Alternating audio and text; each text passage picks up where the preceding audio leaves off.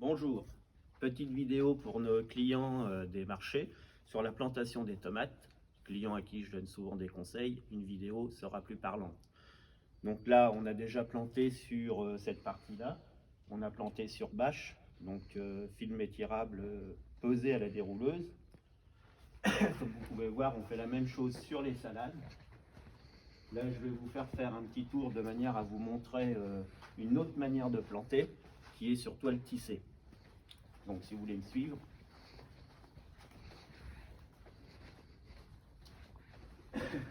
Donc sur nos travaux, on n'utilise pas de produits chimiques pour les désherbages, tout est fait avec des motoculteurs, vous verrez un petit peu plus loin, petits motoculteurs qui servent à passer entre les rangs.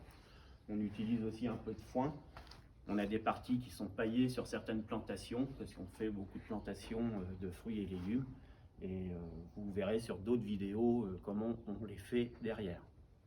Voilà. Donc ça c'est une petite partie du matériel, et je vous emmène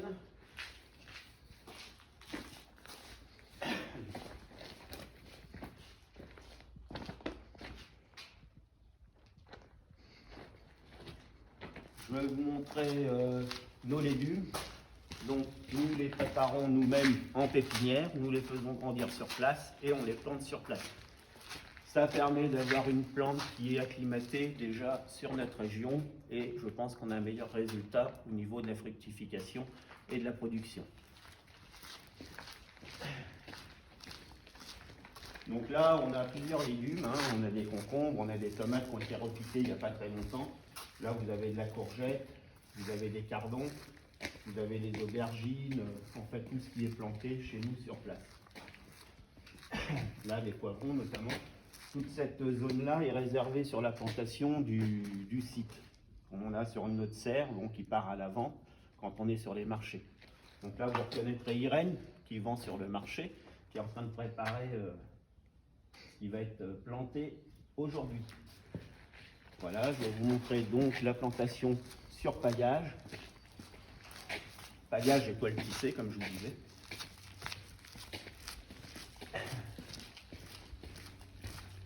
Donc là, vous trouvez la fameuse dérouleuse plastique de chez Tetra Tech.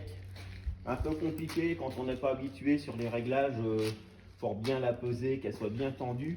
Mais franchement, très pratique pour l'enherbement. Excusez-moi.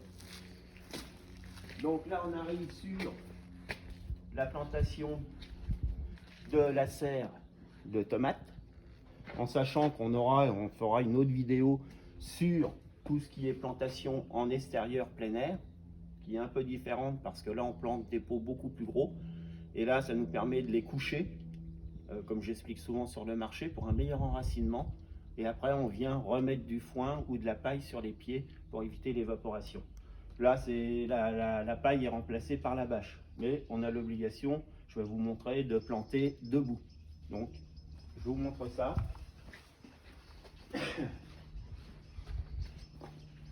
Donc nous, quand nos bâches, là on est sur des bâches qu'on vient de remettre, sinon on a des bâches qui sont plus vieilles, qui ont des fois plusieurs trous.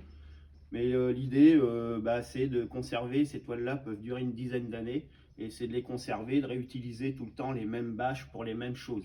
Ça évite de refaire plusieurs trous. Bon, des fois, on utilise ce qu'on a sous la main. Donc nos trous sont faits avec une bicyclette, hein, très connue des viticulteurs, puisqu'elle est utilisée pour pas mal de choses, très pratique pour faire le trou. Donc après nous, en préparation de terrain, on utilise donc du compost qui vient de l'usine de Noisé. C'est un compost complètement naturel. Donc nous, il a déjà été intégré là, puisque la préparation était déjà faite. Donc c'était simplement pour vous le montrer. Donc on retrouve que des trucs naturels dedans. L'usine est sur les hauts de Noisé, donc on est sur du circuit court. Donc là, je vais vous montrer donc la plantation d'un pied.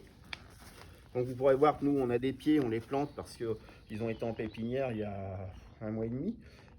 Donc là, l'idée, comme je vous explique souvent quand vous me demandez, c'est qu'on ébourgeonne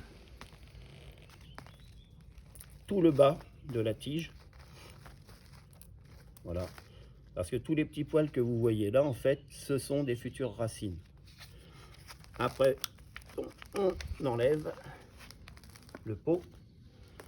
Donc nous, sur la plantation, nos ficelles, vous vous demandiez peut-être comment on les mettait pour qu'elles soient tendues. En fait, on la coince avec le pot. On le descend le plus creux possible. Et on remet la terre autour du pot. Voilà. Et après, on viendra attacher notre tomate sur le fil. Alors bon, il y a un système où effectivement, on peut aussi enrouler le pied de tomate autour. Moi, j'utilise une pince. Bon, les premiers tours, on fait comme ça, et après, on utilise une pince. C'est plus rapide. Parce qu'il faut savoir qu'après, il faudra passer, enlever tous les gourmands. Bon, j'espère que cette petite vidéo va vous avoir permis de comprendre comment nous plantons. Ceci dit, c'est pas forcément la façon où tout le monde le fait.